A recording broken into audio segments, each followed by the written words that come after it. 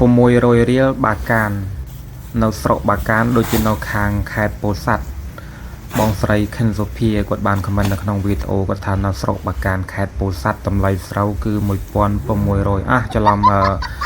600រៀលតម្លៃប្រហែលគ្នាដូចនៅខាងតានីរុនតាឯកខាងនេះគឺមានសនចន្ទថ្លាគាត់បានខមមិនថាតម្លៃស្រូវតែ500ជាងទៅ600រៀលចំពោះតម្លៃនេះគឺបងប្អូនយើងជាអ្នកខមមិនប្រាប់នៅក្នុងវីដេអូទេណាបងប្អូនកាលពីវីដេអូមុនខ្ញុំបានផុសវីដេអូសួរនាំបងប្អូនថា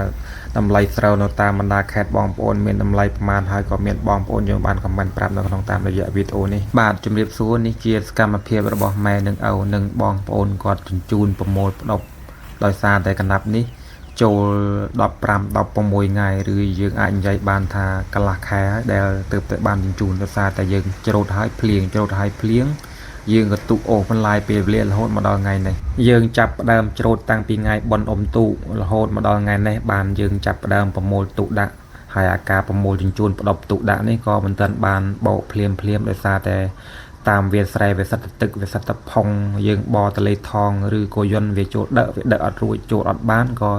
យើងសម្រេចរកទីទួលណាតាមវាស្រែដែលរាងខ្ពស់ហើយយើងចាប់ផ្ដើមប្រមូលជញ្ជូនដើម្បីផ្ដុំទុកបណ្ដោះសិនចាំពេលណាដែលមេឃរាំងភ្លៀងអត់សូវមានទឹក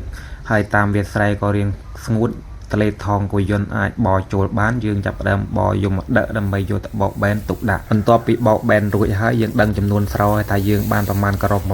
បើគិតជាតោនបានប្រមាណតោនហើយចាប់ផ្ដើមជ្រេមើលហើយទុកគ្នាមើលថាទុកប្រមាណក្រុងប្រមាណតោនដែលសម្រាប់ហូបឲ្យបានពេញមួយឆ្នាំនិងជាពិសេសគឺគិតពូជទុកពូជប្រមាណក្រុងសម្រាប់ឆ្នាំក្រោយបន្តទៀតហើយសល់ប្រមាណជ្រេវាយយកជាលុយសតនិយាយលេងទេបងប្អូនចំពោះការធ្វើស្រែធ្វើស្រូវជាលក្ខណៈគ្រួសារបែបនេះវាមិនបានលុយកាក់អីច្រើនណាស់ទេគ្រាន់តែត្រៀមសម្រាប់តែទុកថ្លៃថ្នាំថ្លៃជីនិងទុកថ្លៃម្សៅសម្រាប់ឆ្នាំក្រោយតែប៉ុណ្ណោះណាមួយទីផ្សារតម្លៃស្រូវវារៀងទាបបើសិនអាចចន្លោះពី900ទៅ1200ទៅយើងអាចលក់ទៅវាអាចសល់លុយសល់កាក់ឬក៏ទុកសម្រាប់ចាយវាប្រចាំថ្ងៃក៏ដូចជាទុកថ្លៃថ្នាំថ្លៃជីថ្លៃម្សៅសម្រាប់ឆ្នាំក្រោយបន្តទៀតហើយយើងប្រមូលជញ្ជូនផ្ដុំបណ្ដោះអាសន្ននេះមិនមែនមកកន្លែងទេបងប្អូនចូល2កន្លែងហើយមុនហើយមកកន្លែងហើយ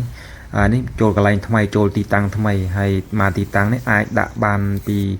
មកតលេថងទៅមកតលេថងកន្លះកណ្ដាប់យើងកំពុងតែជញ្ជូននេះក៏មិនទាន់ស្ងួតល្អបើសិនតែយើងមិនជញ្ជូនថ្ងៃក្រោយអាចមានភ្លៀងទៀតវាកាន់តែអូបន្លាយពេលវេលាកាន់តែយូរកាន់តែឡើងខ្មៅឡើងផ្អាប់ឡើងផ្អួរស្រូវវាមិនសូវល្អកិនជាងក៏មិនសូវស្អាតរាល់ថ្ងៃទីផ្សារមិនសូវសមរម្យតម្លៃវារាំងទាបផងណាមួយបើសិនស្រូវយើងមិនសូវល្អទៀតលក់ឲ្យឈ្មួញកាន់តែទម្លាក់តម្លៃយើងលើដើមថាតម្លៃទៅវារាំងទាបមិនទាន់បានសមរម្យតែមេឃក៏មិនបណ្ដៃភ្លៀងមកជារៀងរាល់ថ្ងៃបងប្អូនខ្លះក៏ប្រឹងច្រូតឲ្យកំពុងភ្លៀងក៏មាននៅឯងបងប្អូនជីវិតអ្នកស្រែអ្នកចំការគឺប្រឹងប្រែងតស៊ូណាទម្រាំបានស្រូវមកបានផលឲ្យបងប្អូនយើងបានលក់បានដូរគឺមិនងាយទេអរគុណបងប្អូនដែលបានតាមដានទស្សនា